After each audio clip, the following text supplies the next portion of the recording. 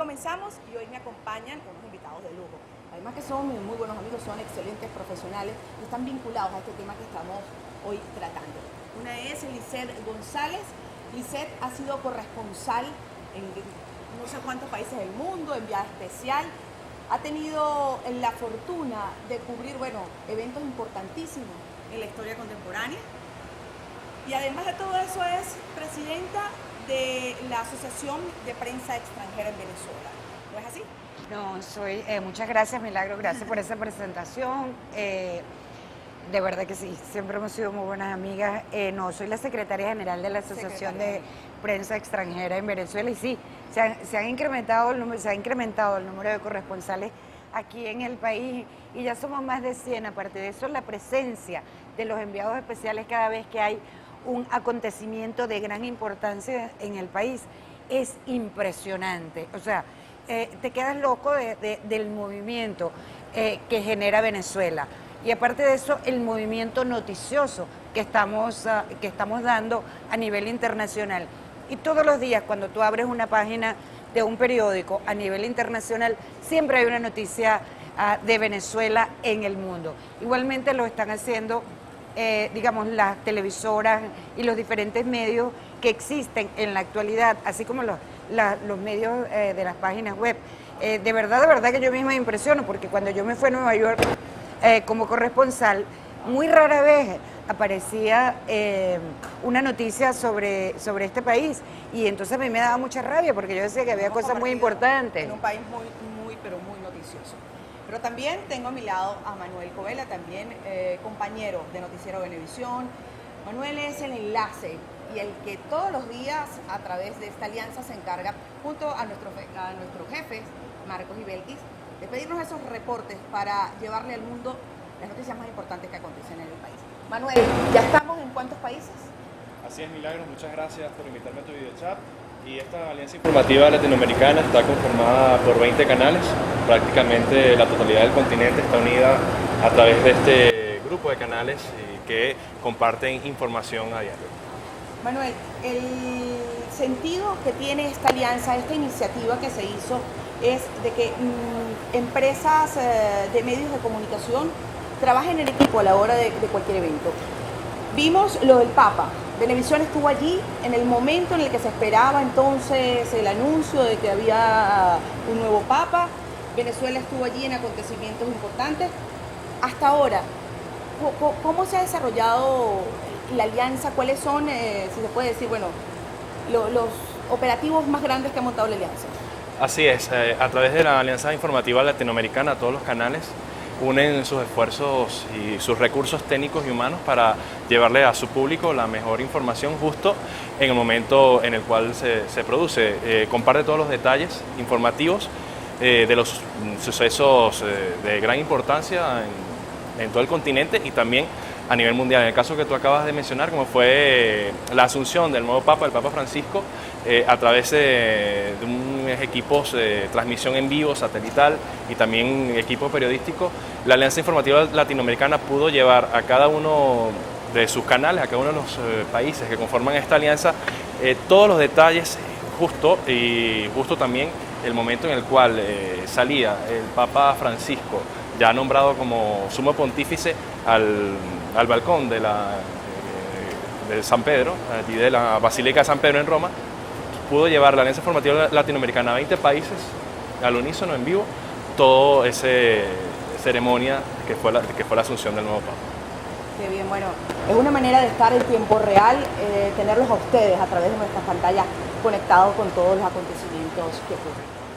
Tú puedes tener de verdad cualquier cantidad de experiencias en el tema de lo que es la vivencia de un corresponsal internacional, como enviada especial. ¿Cuáles fueron esas pautas que marcaron? Las más difíciles y las más sabrosas. Yo creo que una de las más difíciles fue el momento de cuando tumbaron las Torres Gemelas. Nunca nadie se imaginó que algo así pudiera ocurrir. Hubo un intento anterior y de pronto, todo el mundo pensó que era un avión que había chocado. Y de hecho el cuento de el venezolano de apellido Bulton, que murió en las Torres Gemelas, él estaba trabajando en la torre 2 y él iba a salir y el personal de seguridad le dijo, contado por otras personas, les dijo, no, lo que está ocurriendo es un avión que chocó con la Torre 1, no se vayan, porque esto no tiene nada que ver con la Torre 2. Cuentan que él estaba hablando con su papá en ese momento y dijo, aquí estoy viendo en primera página, en primera fila, lo que está ocurriendo con la Torre 1. Caramba. Un loco chocó con ese edificio y se le cortó la comunicación al papá. El papá sabía, y todo el mundo estaba viendo en vivo, que hubo un segundo avión que chocó con esa Torre 2.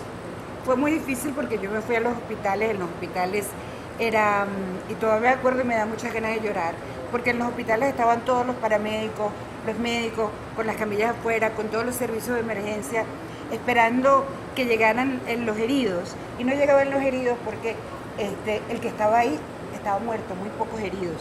El que se salvó era porque se tenía que salvar.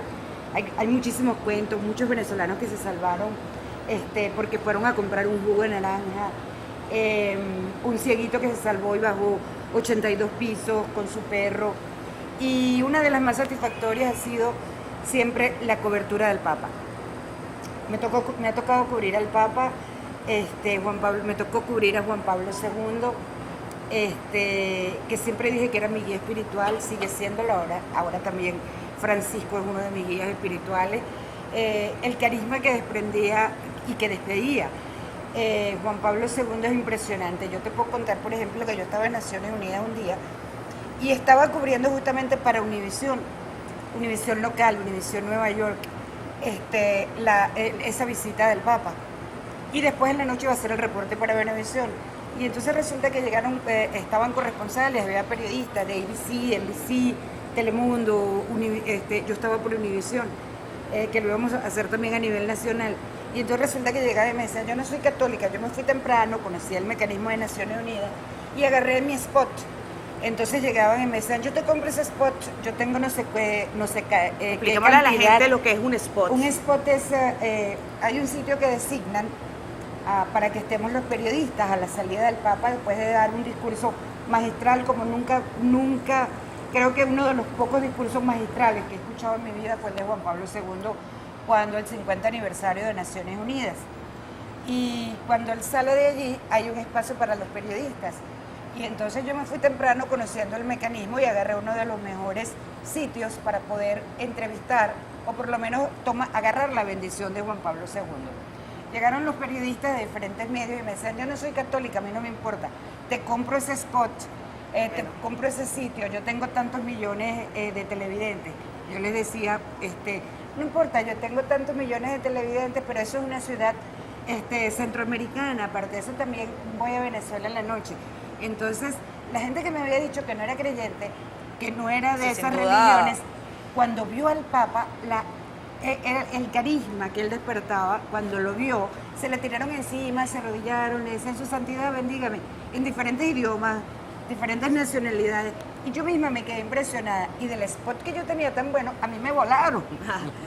Sin duda fue la más satisfactoria y siempre la recordarás siempre. La cobertura del Papa siempre la recordaré y siempre la mencionaré porque ha sido de verdad que una de las mejores experiencias de mi vida. Qué bueno. En el mundo entero.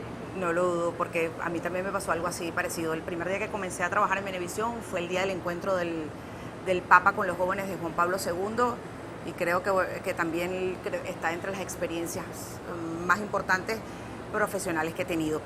Mira, Andreina Cisensky nos escribe, ¿por qué Venezuela se ha convertido en el centro noticioso del periodismo internacional, Manuel? Bueno, Andreina, fiel participante aquí en estos videochats, también conocida como Carmen. Uno de los principales retos que tiene el periodista internacional o corresponsal extranjero es conocer muy bien el contexto del país del cual está reportando cualquier suceso informativo y también el contexto al cual se está dirigiendo, cuál es su audiencia, por distintos motivos, por ejemplo, el idioma. Si bien estamos en un continente cuyo mayoría, el idioma que prevalece es el español, hay palabras que tienen diferentes significados en un país y en otro.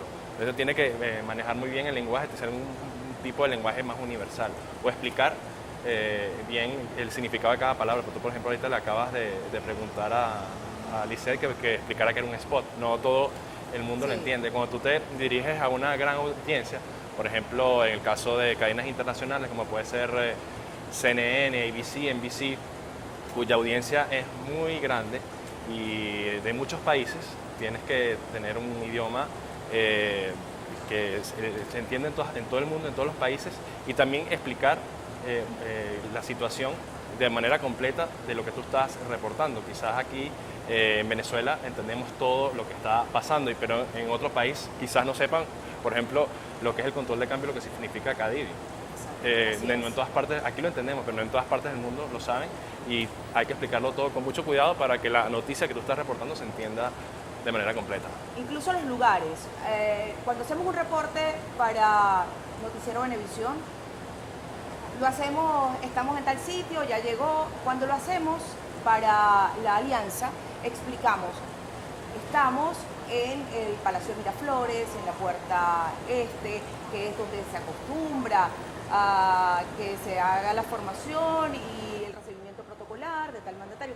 Tenemos que hacer una descripción total porque lo que para nosotros ya es común y para los venezolanos que están siempre muy pendientes de las noticias, de lo que sucede en el país, para los extranjeros que están recibiendo las informaciones, pues no lo es. Entonces hay que ser muy descriptivo y bueno, detallar lo que tú decías.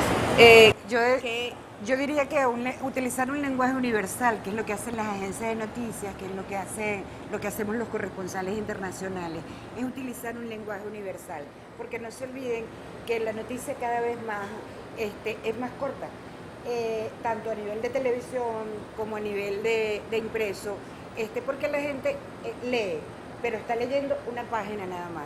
Entonces lo que hay que hacer es utilizar un lenguaje universal, no utilizar modismo. Muchas veces tanta descripción, por ejemplo, no se puede utilizar en televisión.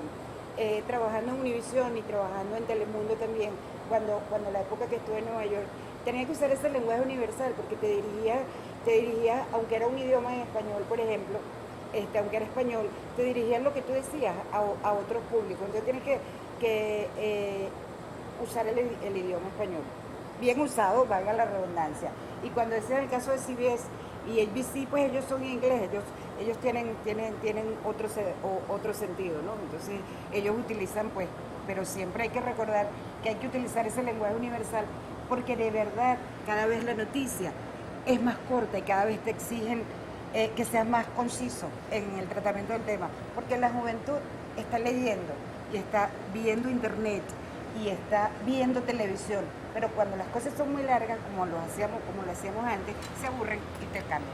Sí, Pero yo recuerdo... Ese es el principal reto y pues, respondiendo a la pregunta de Andreina, explicar la noticia con el mayor detalle, pero cada vez en menor tiempo más corto. El tiempo en televisión es, además de caro, es preciso, no te permite a veces extenderte y tienes que ser conciso y porque no sabes en qué momento entonces la gente se cansa y te haga un cambio de canal.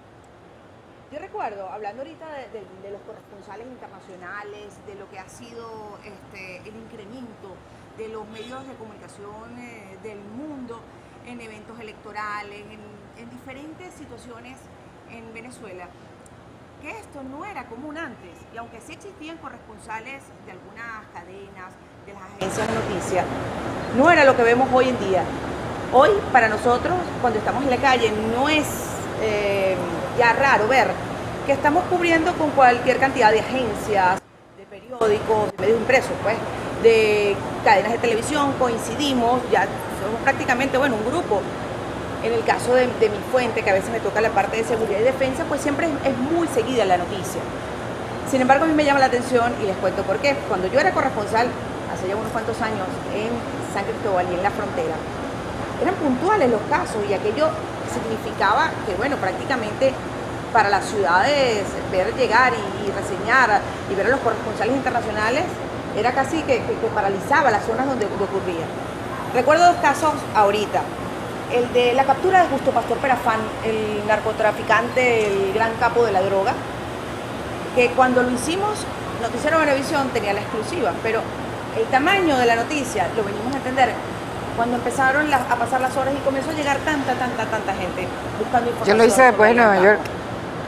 Después, recuerdo. Y después, otro caso que también me llamó la atención, siendo corresponsal, que me tocó hacer, y después era cantidad de gente, que ese yo creo que todavía eran más corresponsales, más enviados especiales, era el caso de Durán Sánchez, el antropófago, o bien conocido el Come Gente. Bueno, eso desató, pero no fue inmediato porque les tocó trasladarse muchos medios. Primero llamaron a Venevisión, estuvieron esperando qué pasaba, si iba a ir preso, si lo podían entrevistar, y así poco a poco. Hoy en día no, hoy en día están aquí y el corresponsal tiene algo, que el corresponsal internacional le toca moverse, y no solo en la ciudad, es donde se presente la información en cualquier parte del territorio. Seguro muchos estudiantes que nos están viendo y que nos siguen en estos videochats se preguntarán, ¿qué se necesita para ser un corresponsal internacional, un enviado especial? Y estoy con dos, porque Manuel también, lo hemos visto en CNN, en la parte de deportes, en cualquier cantidad de informaciones. Y bueno, tú que estás al frente de todavía tanta responsabilidad a nivel de medios internacionales. Mira, yo creo que básicamente lo que se necesita es estar bien informado. Yo voy a contar un poquito, cuando yo llegué como corresponsal primero de Venpress ante Naciones Unidas, yo lo primero me impresionó muchísimo el conocimiento que tenían todos los corresponsales que estaban allí en ese organismo internacional de todo lo que era Venezuela, con detalles de todo lo que eran los políticos. Entonces hay que estar súper bien informado. A mí me costó 3 meses donde yo me compraba todos los periódicos y me leía absolutamente todo para ponerme a la par de ellos. En primer lugar, hay que estar súper informado, hay que leer muchísimo. Ahora hay mayores herramientas como es el internet. Entonces, por sobre todas las cosas, leer todos los días, estar al tanto de la noticia. En segundo lugar, pero no pasa del primero tampoco. Tienes que ser muy objetivo. He hecho mucho este cuento. Yo tengo un colega corresponsal de la BBC de Londres que estuvo trabajando lo que llaman el mal de San Vito en el estado Zulia, que es muy común allí, y parece que están a punto de conseguirle la cura. Y resulta que como no tuvo los 4 años que estuvo aquí trabajando el tema, los fines de semana, con su novia, que era camarógrafo, y no pudo sacar el tema en la BBC porque siempre le faltó la fuente oficial. Entonces, cuando tú eres un corresponsal internacional, tienes que tener todos los lados de la noticia. Tienes que tener el sector, en este momento en Venezuela, el sector gobierno, el sector opositor, un analista y, si puedes, al público. Bueno, como corresponsal internacional y como periodistas, como periodista, tratamos siempre de ser lo más objetivos y eso, de tener todos los lados de la noticia, para que sea justamente la persona que está viendo, leyendo, escuchando la información, la que se forme su propio criterio. Bien importante eso. Muy difícil que te acepten también información off the record en los medios internacionales. Mira, Manuel, voy a aprovechar para leer algunos tweets que están llegando. Andreina tiene otro para ti, dice: a tu juicio, ¿cuál es el mayor reto que enfrenta un periodista internacional en la fuente? Bien, el reto ya Alicia había adelantado un poco de lo que es la función para que un corresponsal extranjero haga su trabajo de manera eficiente. Estar muy informado, saber todos los detalles de lo que implica la noticia y en el contexto en el cual se está desarrollando. Y también es muy importante siempre mostrar todos los ángulos de la información, lo que dice un sector, lo que dice el otro, y mostrarlo todo al televidente, a la audiencia, para que sea el público el que saque sus conclusiones. Nunca un periodista debe fijar una posición en su noticia, sino que mostrarle los hechos y que sea el televidente el que haga su juicio de valor sobre la noticia que está viendo, que está leyendo en cualquier país del mundo.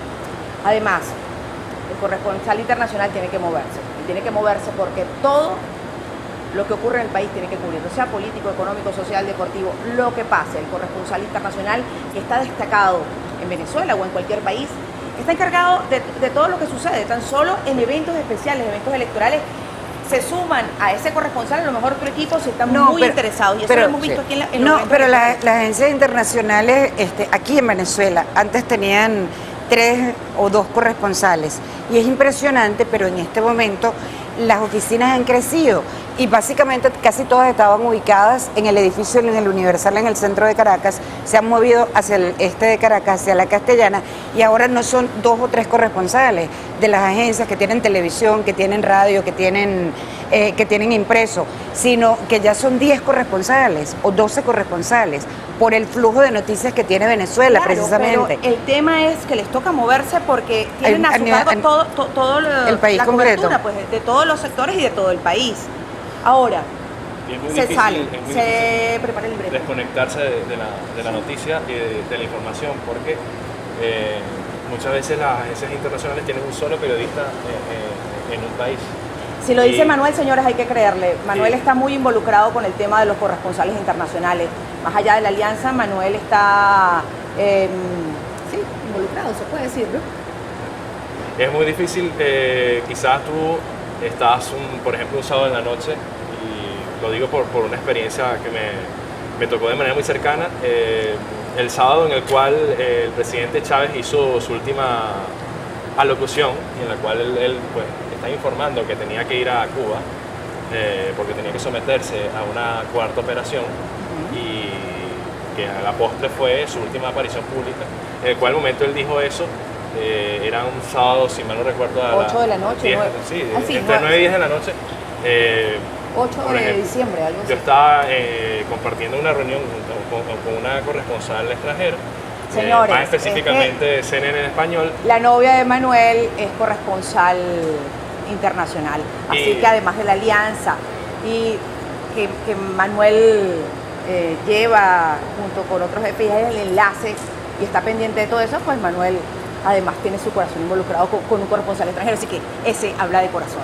Bueno, lo cierto es que estábamos compartiendo en una reunión entre amigos, y en medio de esa reunión le avisaron a ella que el presidente Chávez estaba hablando y lo que estaba comunicando. Bueno, ella tuvo que, era un cumpleaños, ella tuvo que separarse de la celebración, y en un cuarto pues tuvo que transmitir a CNN y al mundo lo que en ese momento y la relevancia del mensaje que estaba en ese momento dando el entonces presidente Chávez. Mira, a mí me pasó algo que yo estaba de lo más relajada un día sábado y estaba acostada en mi cama haciendo zapping y viendo qué era lo que iba a hacer ese día, y me llamó la entonces directora de información Josefina López y el doctor Carlos Bardazano, y me dicen, Lice, muévete, que desapareció la avioneta donde iba John. Terminó con la muerte de John. John Kennedy, sí. Y yo estaba así como que planificando ese día, que iba a ser un día de relax, iba a ser un día de museo, un día de brunch, no sé qué, iba a hablar con mis amigos. Y no, tuve que trabajar todo el fin de semana, y entonces aquello fue una vorágine de verdad de información y de moverse y de trabajar, y entonces no tienes vida. Es el día a día de los periodistas nacionales, internacionales. No tienes vida. Mira. Y ayer hablaba con alguien que estuvo casada con un corresponsal internacional, y ella me decía, esa profesión me encanta, pero eso nos costó. Ella está casada ahora con un amigo mío. Ella me dice, pero eso me costó a mí mi divorcio, porque yo vivía para él vivía la vida de él se tenía que ir a cada rato, y si estuvimos casados 3 años, de esos 3 años estuvimos juntos 1 año. Es lo que decíamos, si bien los periodistas no tenemos horario y a veces resultan duras las guardias, es muy difícil a veces, compaginar, porque el trabajo, y más si eres corresponsal internacional. Vamos rapidito, Iván Cubillán, y nos quedan pocos minutos. ¿Cómo hacen para llevar a cabo el reportaje de aquellos hechos que ocurren a nivel internacional? Y también, ¿cómo se manda esa noticia? ¿Cómo, después que la tienes, haces el libreto, corres, cómo llega la noticia en el caso de televisión? Bueno, hay varios mecanismos. El más inmediato es la transmisión vía satélite desde el lugar, desde cualquier país en el cual tú estés realizando tu trabajo periodístico. Puedes transmitir en vivo vía satélite, y puedes hacerlo justo en el momento en el cual se está desarrollando todo el evento informativo. También es muy importante porque si estás en otro país, tomar en cuenta las diferencias horarias. Quizás eso te Sí. reduce o te aumenta el tiempo en el cual tú puedes mandar tu noticia. ¿No? Hay que tener también mucho en cuenta Sí, eso. a mí me pasó una vez en Rusia haciendo un reportaje de unos helicópteros y cuando iba a mandar las noticias, entonces ya era la madrugada, ya la gente se estaba despidiendo aquí del estelar, tenía que esperar, entonces el tema de los horarios, cuando se está en estas alianzas, cuando se está informando, parece mentira, pero es algo que se debe tomar en cuenta y que Sí. muchas veces el trajín y el corre-corre no lo permite. No, pero lo que dicen breaking news es breaking news. O sea, una noticia de último momento es una noticia de último momento y sea la hora que sea, se transmite. A la hora que sea, en cualquier parte del mundo. De verdad, de verdad. Por eso es que es esta profesión y en esta profesión la tenemos que hacer y ejercer y estudiar por vocación. Así Porque es. si no, Se nos acaba el tiempo, nos queda también una pregunta. Laura Bolívar dice, deberían crear una cátedra en las escuelas de periodismo sobre las corresponsalías internacionales. Sin duda que por lo menos escuchar historias de personas que han tenido la posibilidad de recorrer el mundo, de llevar información, de trabajar con satélites, sería bueno que los futuros comunicadores sociales pues las escucharan, porque de verdad es una de las cosas que engancha a la gente a querer y a los estudiantes a querer esta profesión. Bueno, ya se nos acaba el tiempo, ha sido muy sabroso compartir con todos ustedes este video chat sobre lo que es la corresponsalía internacional, cómo lo hacen y además lo que es la alianza. Venevisión tiene la posibilidad de llevarle a usted en tiempo real las informaciones más importantes que suceden en gran parte del mundo. Gracias, Yo me Milagros. despido, le doy las gracias a estos dos buenos ti. amigos, a estos colegas. Hoy me los robé un ratico, pero antes quiero invitarlos porque el próximo video chat será este martes 12 de agosto. Victoria Joseph hablará sobre la violencia de género y la actuación del Estado. Quien tendrá también como invitada a Mayerly Suárez, directora de Defensa contra la Mujer del Ministerio Público. Así que muy pendiente, es un tema súper interesante. Bueno, ahora yo me despido, será hasta una próxima oportunidad. Chao.